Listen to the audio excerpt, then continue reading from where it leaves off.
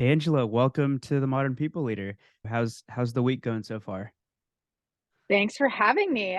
Week is going so far so good, and I'm here in New York City, and it's actually blue skies, which is nice. Ooh, can't complain with the blue skies. We have some That's pretty right. good weather here in Austin this week too. Just hope it'll continue. I feel like the weather here in Austin is so sporadic. Like one week it's an ice storm, the next week it's a thunderstorm with tornado watch, and then finally we have beautiful weather. So let's hope that it stays this way. Yeah, if you could hold on to it for 2 weeks, I'm coming to Austin for an offsite in 2 weeks, so that would be great. One ask of you. Awesome. Well, maybe we should get together. I think we might be actually in Vegas that week, but would love to get together if our calendars align. All right, so let's get into good news stories. This is the way that we start every show, and it's really just to start every episode on a positive note, and we can share a personal story. It could be work related, whatever it is that's on your mind that it's good news that you want to share. And do you want to go first, or do you want us to kick it off? I'm happy to go. Okay, Yeah, I go love for it. starting with good news. The thing that pops to mind for me is just on the personal side. I have a group of Brooklyn friends, a handful of couples that all pre-COVID had a really great tradition of dinner parties, and we Mhm. I got to host our first one last weekend since February of 2020. I think COVID just kind of disrupted lives and displaced people for a while, and it filled my cup. It was amazing food. It was awesome people. I think the last of my friends, and we are grown, and I think the last of my friends left at 2:30 a.m., which just says a lot about how much we were craving that connection and all that. So that's on my mind. It was wonderful. Sounds like a huge success. What did you cook? Yeah, so the way that we do it is the host gets to pick the menu and usually like picks a theme, picks the menu, picks the recipes, but then each person gets to cook some of the recipes so everybody contributes. So I've been planning a trip to Italy for a wedding that I'm going to this summer, so I had Italian cuisine on the mind. So we had a gorgeous fennel and citrus and olive salad, some Ooh. beautiful lasagna and risotto. Ooh. Yeah, it was just awesome.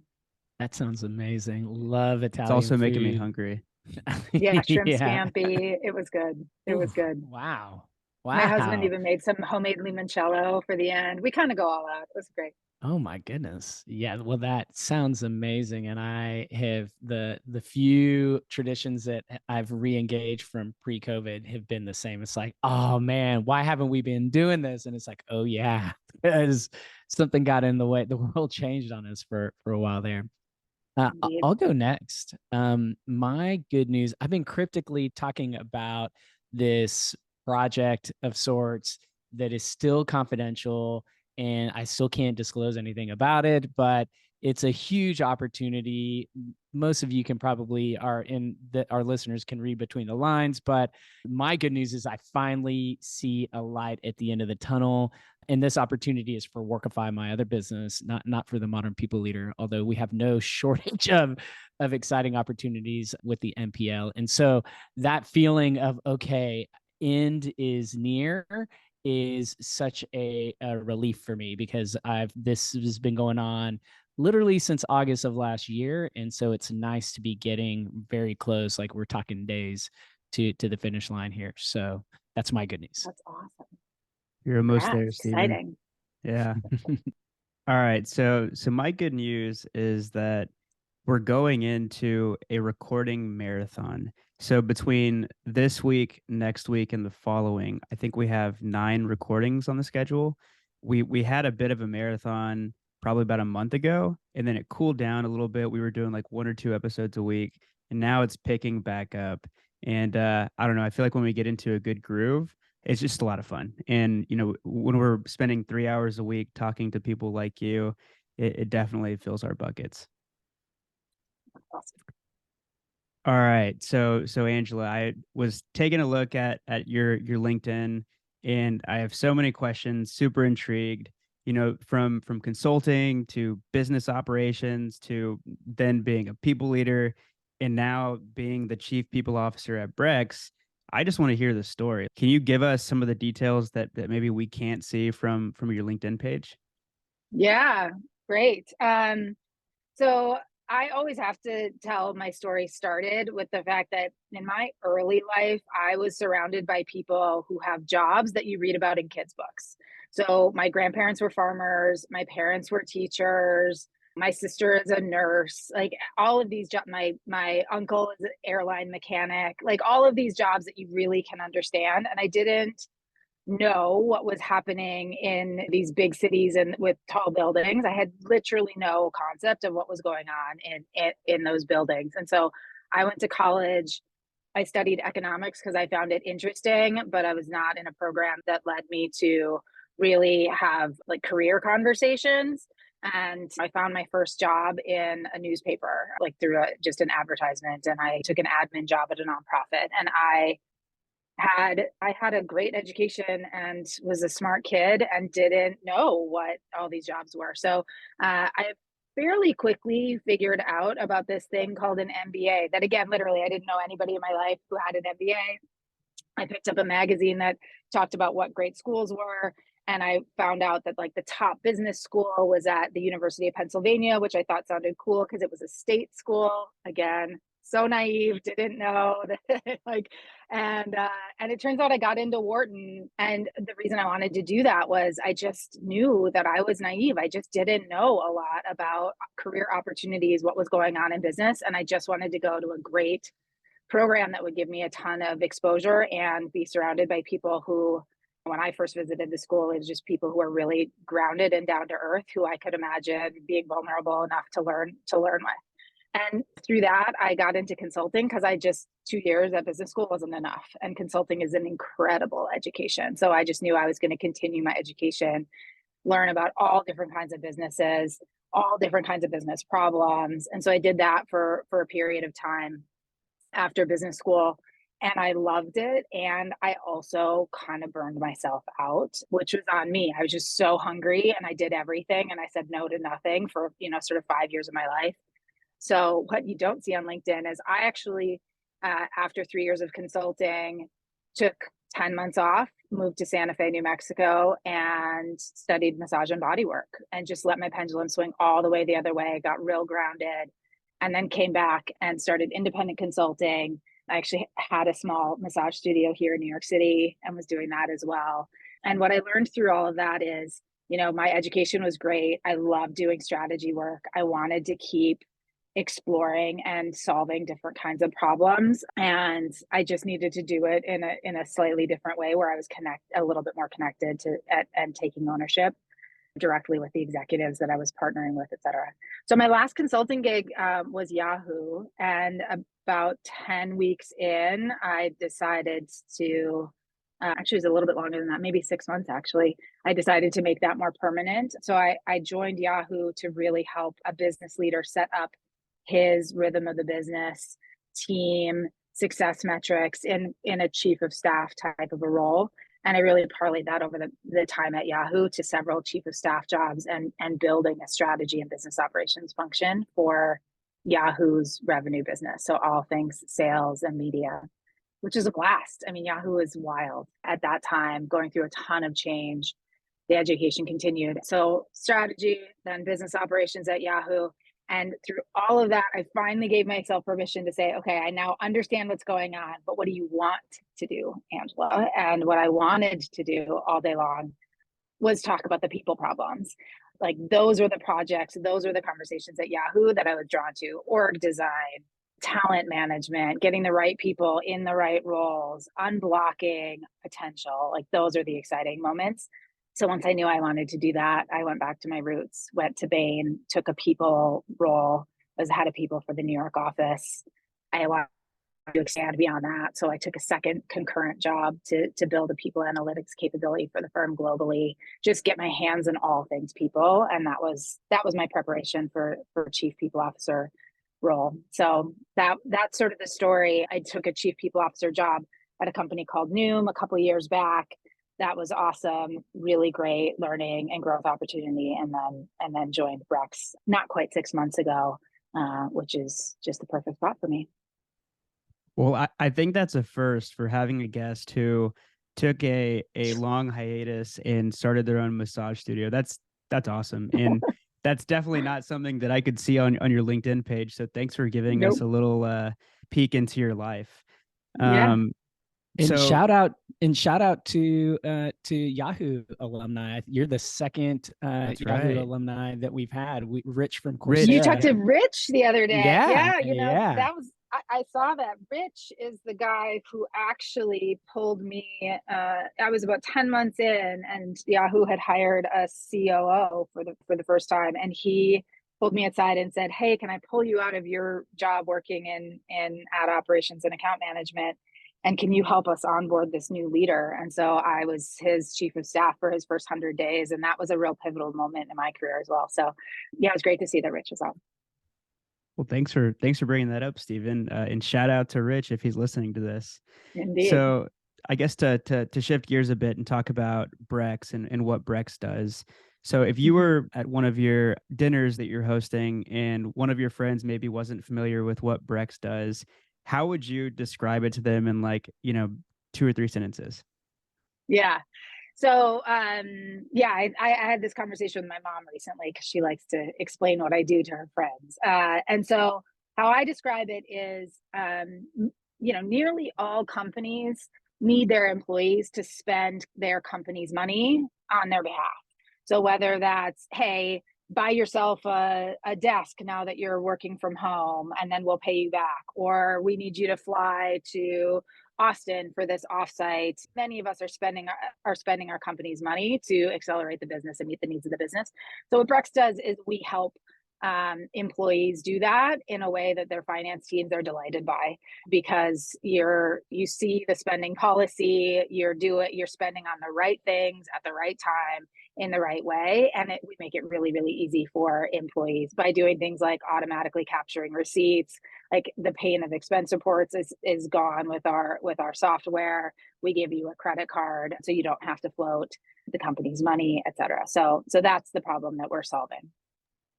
Yeah, there's nothing more painful than filling out those expense reports. So thanks for giving us Totally. that brief explanation. So why should me and Steven be jealous that you get to work at Brex? Yeah. Great question. I would say two things. It is really awesome to work at a company that has every right to exist. Like, this is a true business problem that every company needs to solve. They spend a ton of time bugging their employees to get receipts in, or chasing down you shouldn't have spent on this thing. So it's a real, tangible, persistent business problem. And having worked in some other companies where like we're trying to convince people that they have a problem that we can solve, I think it's really awesome to work somewhere where our customers always say like, yeah, that's a thing, please help.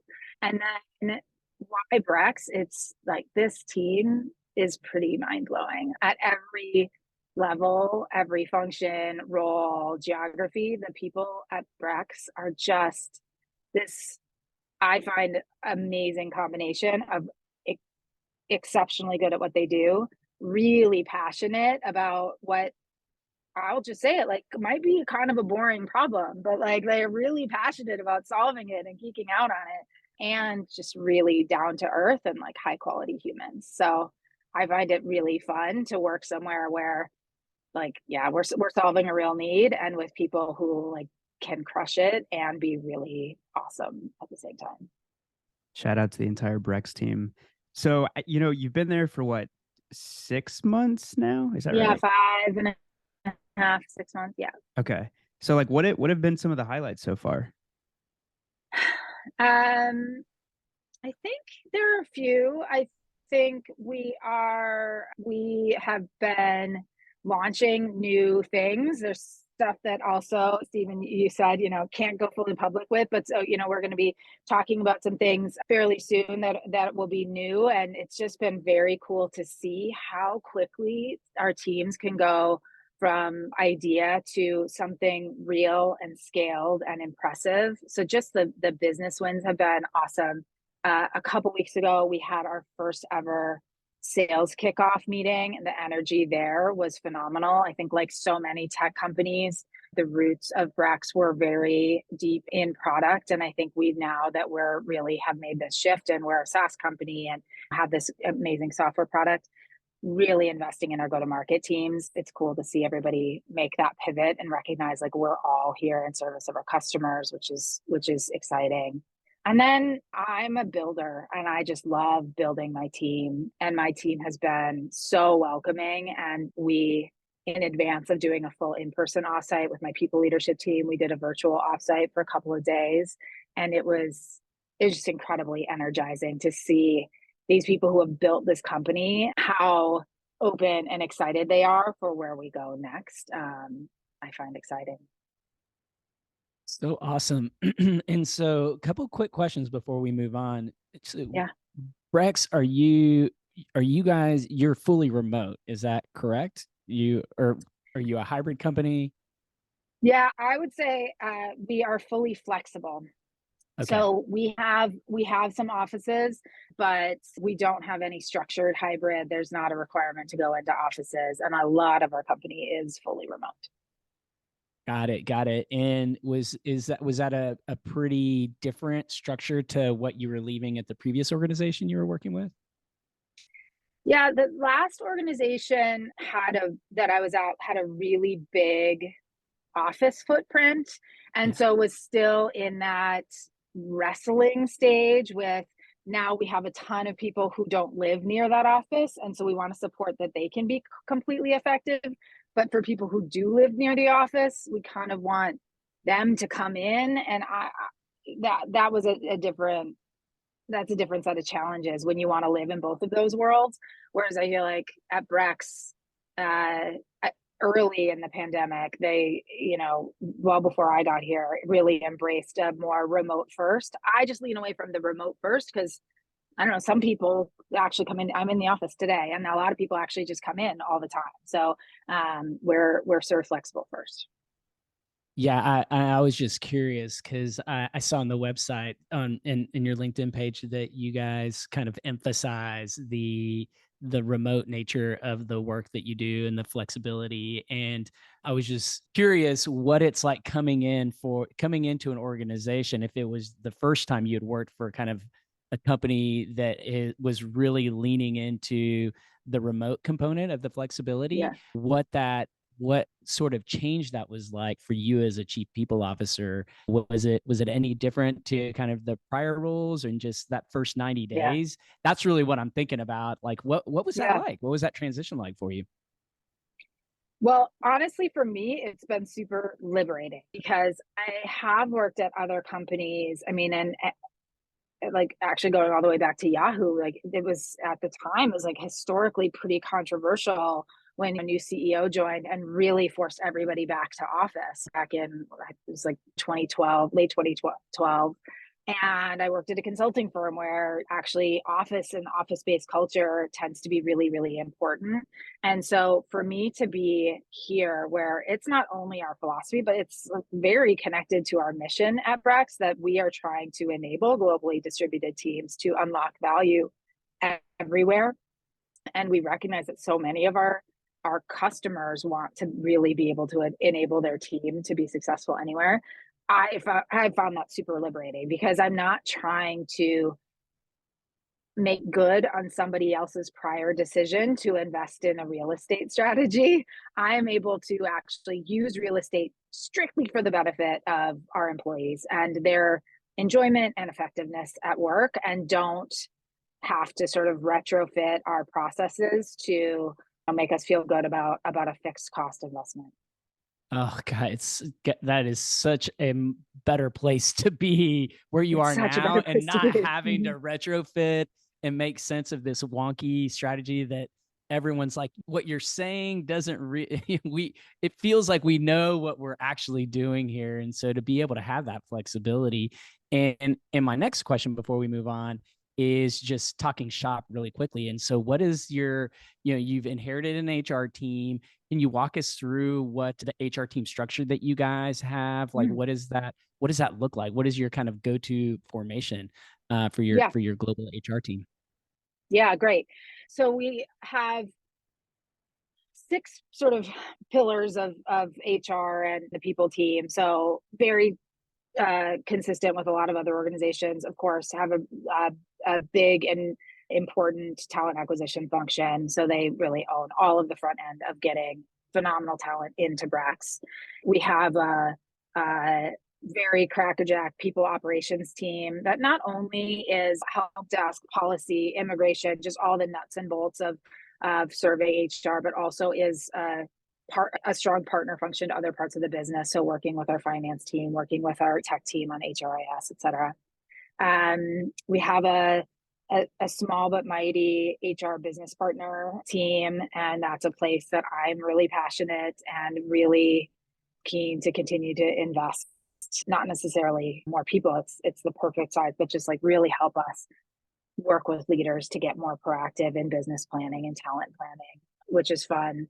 We call our talent management team, we call that our programs team. So they own all of L&D, engagement, talent management, performance, reviews, promotions, all of that.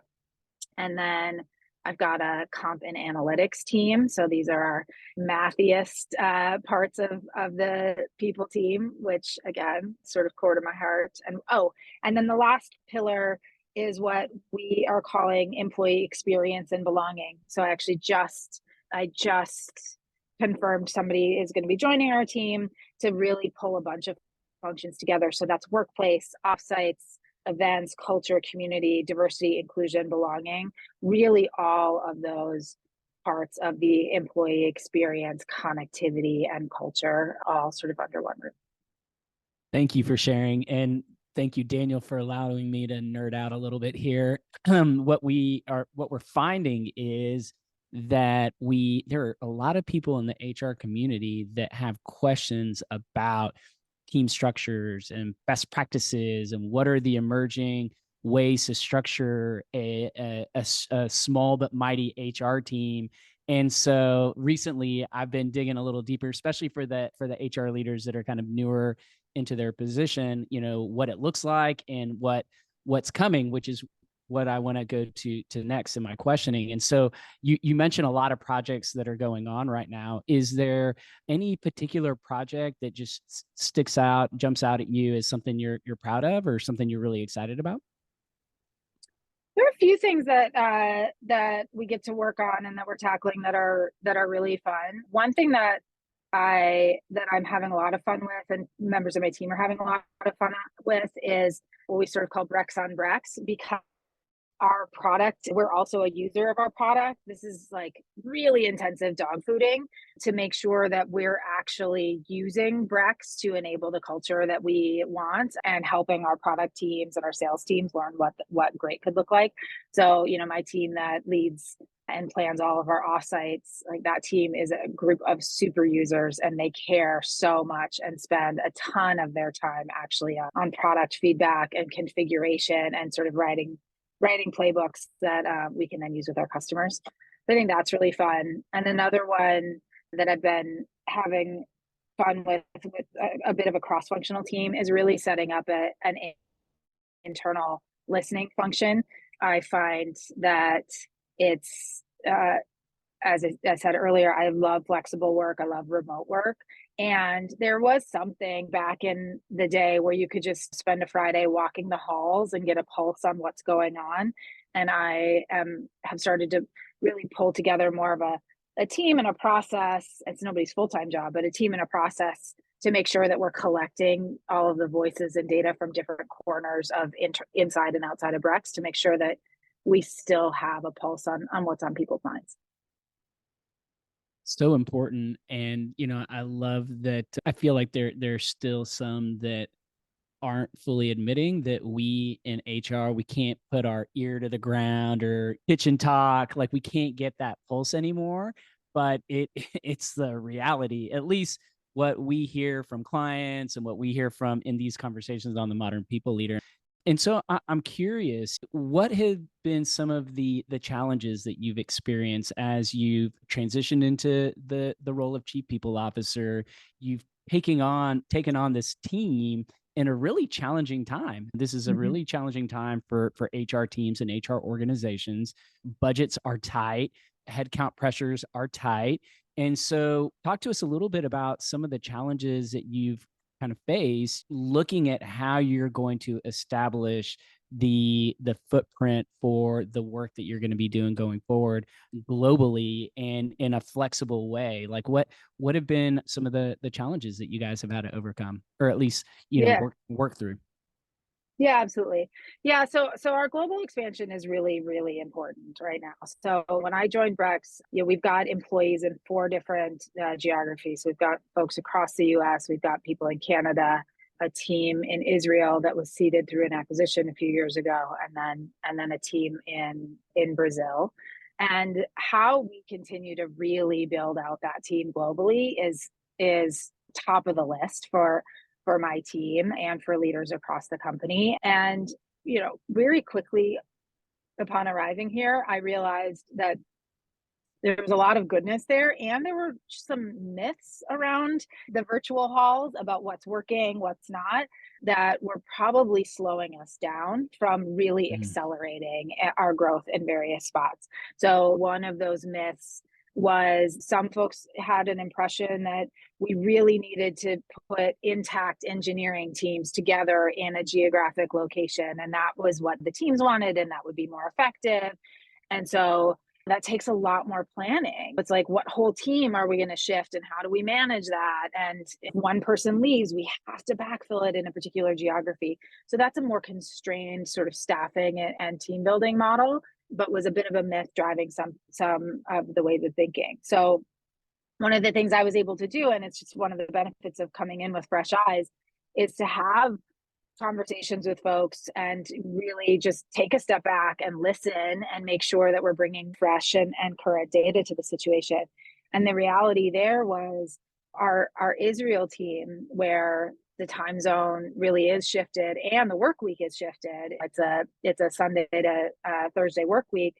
That is important, more intact teams being able to work at the same time. But our Brazil teams were like, please don't ever do that. Like, our Brazil engineers loved the fact that they were time shifted, because at the end of their day, they can hand some stuff off to our engineers in California and actually extend their work day. Or they, were really happy to be working with colleagues across the Americas just for learning and connectivity, et cetera. And so like in fact, creating intact teams would have been a negative and a reason not to work for a global company versus just working for a Brazilian company. So that's been really fun, is just to take that step back, uncover what's working where. And it's harder to solve each problem individually rather than think there's a silver bullet for all sort of international work strategy. But that's been fun to just start to uncover and pick off those challenges one by one to really make globally distributed work in a new way. Thank you for sharing that. I love the way you referred to some of the points that you just mentioned as myths. And Daniel, I think that's like a question we should ask our guests, like what people miss are out there that, because it's so true. I think it happens with every company. Like, this stuff just comes up, and obviously naturally employees talk and they have suspicions or they have beliefs that may or may not be rooted in reality. And I think getting those myths can be damaging, and they can hold you back, or they can just create like unnecessary distractions. Like, guys, we're not reorganizing our engineering team, so don't worry about that anymore. And so I think, but it's, I feel like when you're on your heels as a people leader and you're not like leaning in and proactively addressing these things, that it can be hard to kind of curtail all the, like, wrangle in all of these myths and really kind of drive what we're actually trying to accomplish. So thanks for sharing that. You bet. So one thing I wanted to go back to, when you were walking us through your story, you talked about your time at Yahoo, and you worked with multiple chief of staffs to help them put their operating rhythms in place. Is that right? I worked with multiple executives. So I was Multiple a chief executives. of staff. You were okay. Yeah, Got I it. was a chief of staff to multiple different executives over time. Yep. Got it. So my question for you is, what have you been able to take from that experience and now like bake into like how the people team operates at Brex? Like, are there any things that you're doing on the, or maybe that you've brought to the Brex people team that's brand new as far as like rhythms that you put in place? Yeah, so a few things. One is how we think about goals. So I think a lot about, and I really learned this from my chief of staff days, how goals should ladder up and down the organization, and making sure that as we're setting goals for a quarter, not only do my team's goals ladder up to the people functions goals, but how do those really uniquely drive the business goals at large. So I care a lot about having a very business minded people team, which comes from my time as a chief of staff. I demanded that of my HR teams when I was on the business side as well. But similarly, having the right cadence of check-ins to make sure we're making progress on the things that we stated that we were going to, that we're holding on to our commitments, and just that operational rigor, including deprioritizing things that are no longer important, making sure that we bring data to the party and we're actually checking to make sure that the things that we're doing really matter and are showing up in the data. I think those are all some hygiene pieces that I bring to my work, given my prior role in operations. So I think you might be one of our first guests with a chief of staff background. The only other person I know in my personal life that was both a chief of staff and an HR leader was my dad. So Oh, if Big nice. Al, if you're listening, this question's for you as well. You can answer as well. Do you think that your chief of staff experience has helped you as an HR leader? Yes, I absolutely. I truly, I think every experience I've had, like even my massage school experience, has helped me as a people and HR leader. But yeah, my chief of staff experience for sure. I think that was the first time that I was really in that role of confidant and partner to make another leader successful, rather than just owning my chunk of our business success. So my success was the things that were uniquely in my scope, and really trying to help make this other leader successful, and a leadership team successful. So there are a lot of parallels to people work and business partnering. Well, thanks for taking those unprompted questions from both Stephen and I. You bet. I just the more you share, it's like, oh, I want to dig into that. I want to dig into that. So Great. something else that you mentioned earlier is that you're trying to set up smarter internal and external listening. And you mentioned you're not as easily able to sort of get the hallway sentiment. So how are you designing this new listening function? Like, how have you and the team been going about this? Yeah. Yeah. I mean, so it's super scrappy, low lift, but basically I'm working with my internal comms lead, and we've just been talking about who has what data to bring to bear. And we're creating a container to bring all of that data to bear. And again, like just a business rhythm to make sure that we're bringing that. So for example, our folks on our recruiting team who think a lot about employer brand, they really have their pulse on what people are saying on Glassdoor or on social. And sometimes those are employees, sometimes those are prospective employees. I find that as a senior leader, sometimes people only bring things to me when it's really bad or like really surprising or really different. I would actually like to know what's going on and what the sentiment is as we go, and not just be brought in an emergency. So there's like that type of external channel.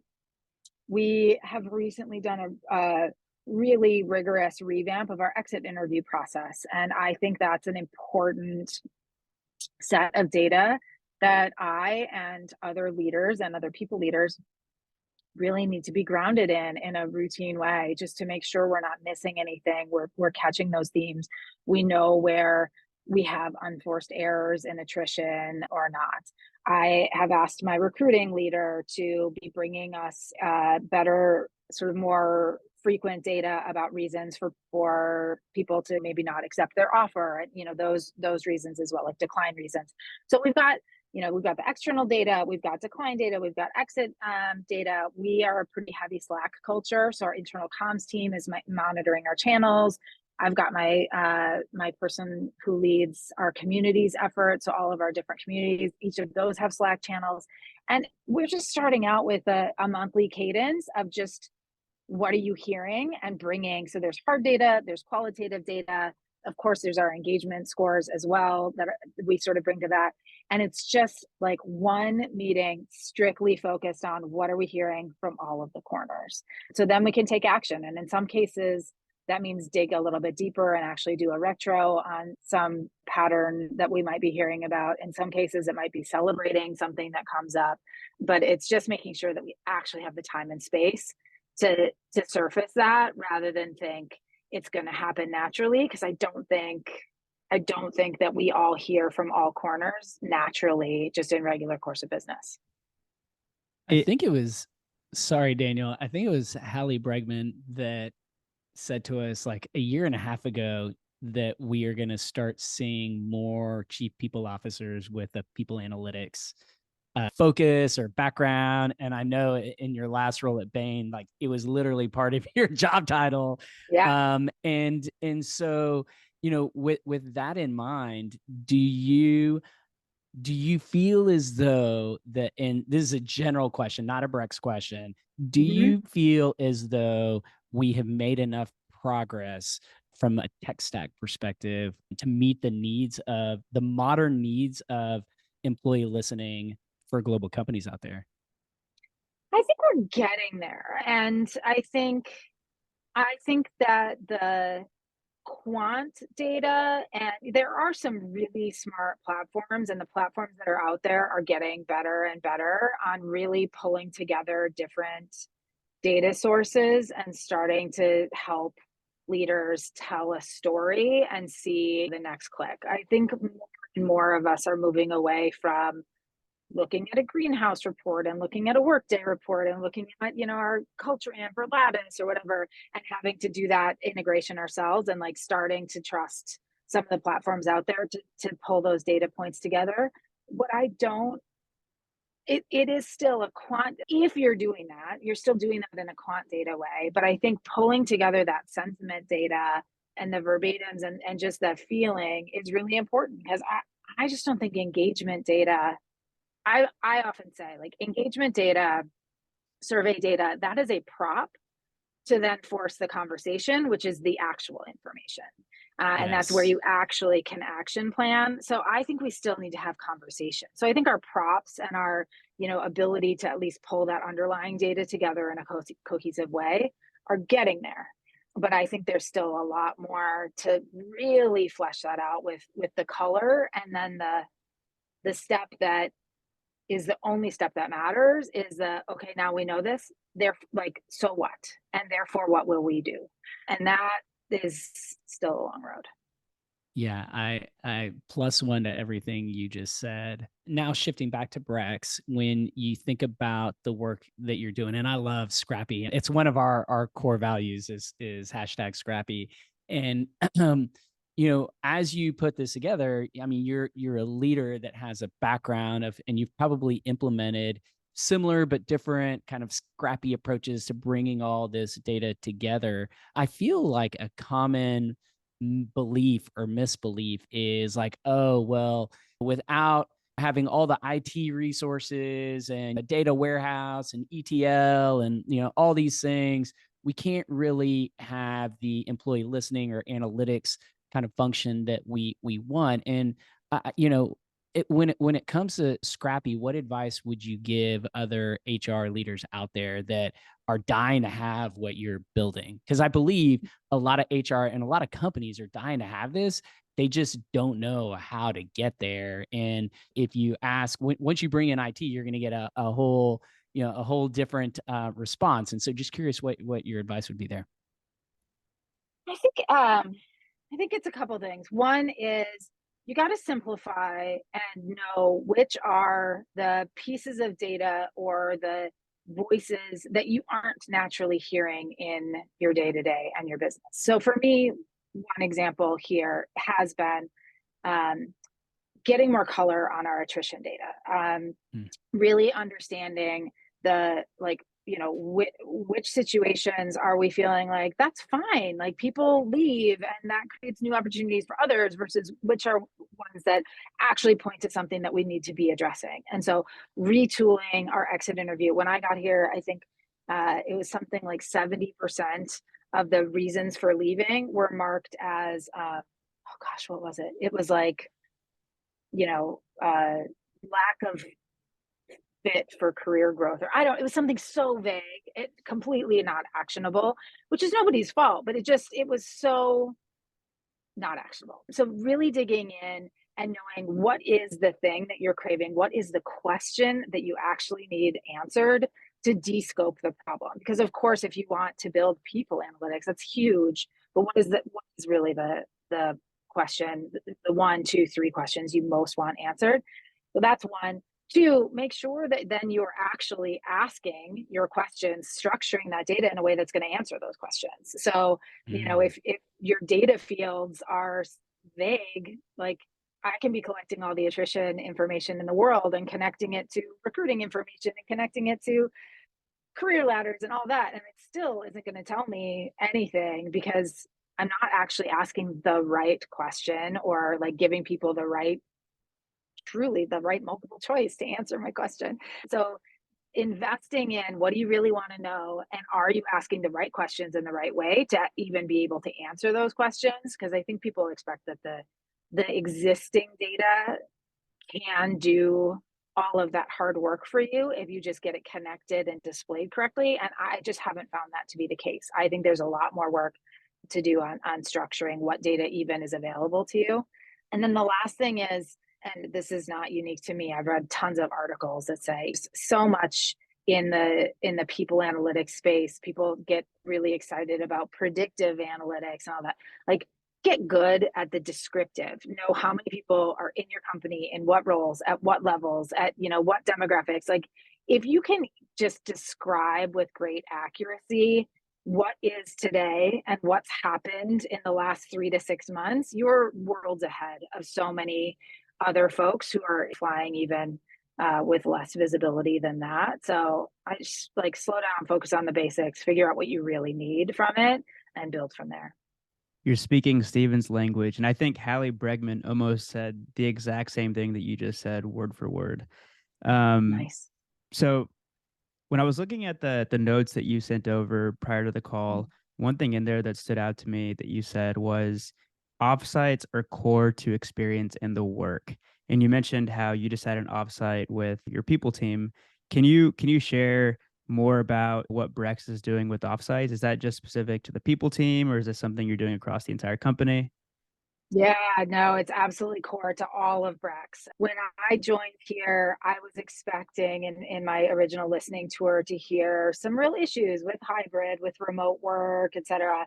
And I'd ask people, oh, so what's going well and what's not going well? And the first thing I swear across the company that people say is, I think we're doing a really good job. And like offsites are so important to making hybrid, remote, distributed teams work. And we do a really good job with them. And I think as a company, we've been generous with offsites, like really making sure that we're doing them, that everybody has an opportunity to meet their teams in person over the course of the year. We've been really creative. So we've done all the kinds. We've done an all company offsite. We've done small little team offsites. We've done full department offsites. We've done cross-functional offsites, like really experimenting and playing around with and evolving the model of what does it mean to get people together in ways that accelerate connections, accelerate business outcomes. So I think it's been a thing that I've been very impressed with at Brex, and I will also say we're not done. So like I also don't feel like, and so therefore we figured it out and now we know the exact right answer on offsites. Like there is not a right answer. I think it's about figuring out what's the right answer for the right time, given what the business needs. So right now for our offsites, we're really playing around with what we're calling co-located offsites.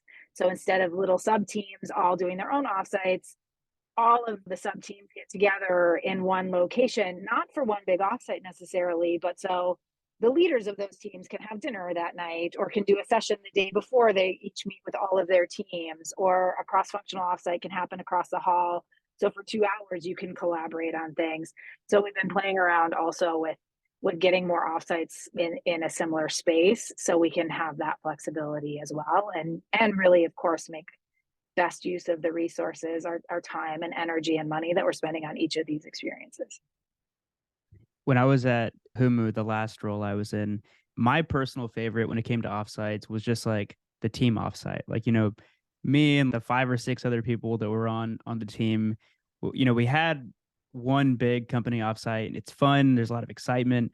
And you can always tell like the people that just love the company wide offsites, like they get energy from being around other people. And then it's funny, you see like all of the introverts and the people that maybe it's a little more energy draining for, like off in a corner, sitting quietly, just getting some time to themselves. So I'm curious. Well, first off, like for you, which type of offsite have you enjoyed the most that y'all been playing around with? And then my follow-up question to that is, where have you seen the most, I guess, excitement from employees? Like which types of offsites are they really liking? Yeah, I I think that the answer lies in your question, which is there are different needs. And so it's actually not a one size fits all model. And the trick with the people who like the big things is they need the people who don't like the big things to show up too, because that's part of it. And so sometimes we have to do some offsites that maybe aren't my personal favorite or wouldn't be yours, but that really fill up the cups of our colleagues who also bring energy to our culture in different ways. So I think there is a mix. One of the things that I like right now with this co-located is it's a little bit of everything. So the way that we're doing it is, for example, this offsite we've got coming up in Austin, my directs and then our recruiting leadership team, so like the directs of one of my directs are all showing up a day early to do smaller things. Then we have time with as the full people team, and then we're breaking it up into team offsites, kind of all in one event. So that those aren't each flights, those aren't each breaks from the day to day work. That's 4 days that we're getting slices of each of those types of experiences all in one, which I don't know, we're trying and feels like it can be the best of all worlds. And certainly there are some downsides, but we're trying. I love all of the offsite experimentation and innovation. I didn't as a Yeah. small company, we're all essentially in the same place. And so we don't do a lot of offsite. So very cool to hear what you guys are doing. And so we have a couple more rituals and traditions on the modern people leader. The next is what we call rapid fire questions. And this is the same set of questions that we ask every guest on our show. So I'm just going to jump in. Great. First question: how do you define a modern people leader? What are the traits and characteristics? Uh, I think a modern people leader is first and foremost a business leader. And it's a business leader who has passion and is adept with people strategy as part of that, and as their set of tools that they like to bring to bear to business strategy, but really sees themselves as a business leader first and foremost. And part of that is being a business partner to the CEO, to the leadership team.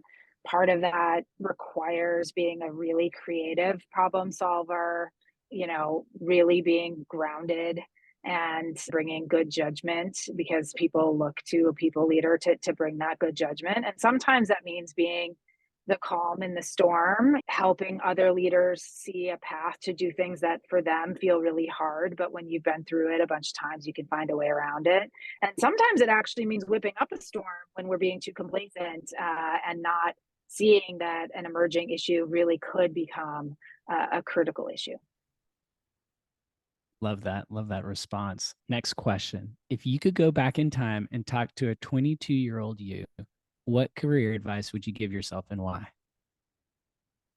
Um, that one is so hard for me, even if I knew it was coming. I find it so hard because honestly, I'm just the luckiest human. I feel like I have done all the things and taken a lot of chances, and they've turned out well and gotten me to here, which is exactly where I want to be. So I want to say to like trust that it's gonna work out, but I think I must have, because I did some kind of wild pivots in my career, and I somehow did trust myself. I credit good parents. Yeah, no, I think that is a fair response. So my last question for you, Yeah. do you have any shout outs that you want to give members of the Brex people team or just to the broader Brex team in general? Yeah, I love that. I have to tell you, at our people team all up that we do quarterly, from my very first one, which is I think a week and a half after I joined, I always make time at the end of the meeting for everyone to just blow up our people team Slack channel with kudos and appreciation for each other and things that have been going well. And the first time that we did that, the team was like, oh my God, this is the best. And I just love it. And so making time for people to appreciate each other and celebrate is, it's a love fest that is so worth it. I encourage everybody to do something like that if they're not. But my directs, I think, like get the biggest shout out. It's been incredible onboarding. This team has all worked together. A lot of them have truly, as I said at the beginning, been building Brex from very early days, and they've just been so open-minded about how we build from here. Everybody is so collaborative and kind and wonderful, which is great. And I would also be remiss if I didn't note we are in comp season. So Sophia, who is a total champ, getting everything right, pouring over every detail, like they're going all out for everybody. And then the last thing I will say is, as a people leader, I really believe in service. Our team is in service of all of Brex, not in a martyr way, but like our job ultimately is a service function, and we're here to make our employees successful, to make our customers successful. So the other big, huge shout out is just to all of the Brex folks who are actually frontline with our customers day in and day out, whether it's our full cycle of sales teams, implementation teams, customer service. Those folks, they're why we work hard, and why we show up every day. So yeah, it's what we're here for. Love the love fest. That was a great response to that question. So to extend the love fest, part of the reason that we're able to get such amazing guests is from recommendations that we get from the guests that we have on. So we're booked out for a while, but that's because we get great recommendations. So if there were one or two people that we have to have on to the Modern People Leader, who would those people be and why? Yeah. So one person who definitely comes to mind is Amy Vizzetti at Row Health.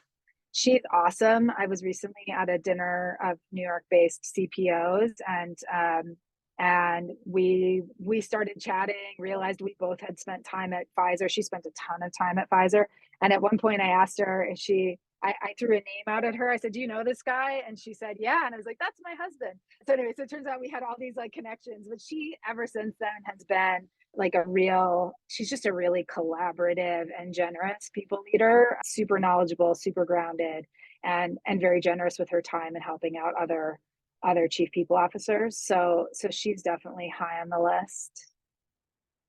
I'm sure I've got others. I will make sure to send you other names. We've No, like great such a great recommendation. field.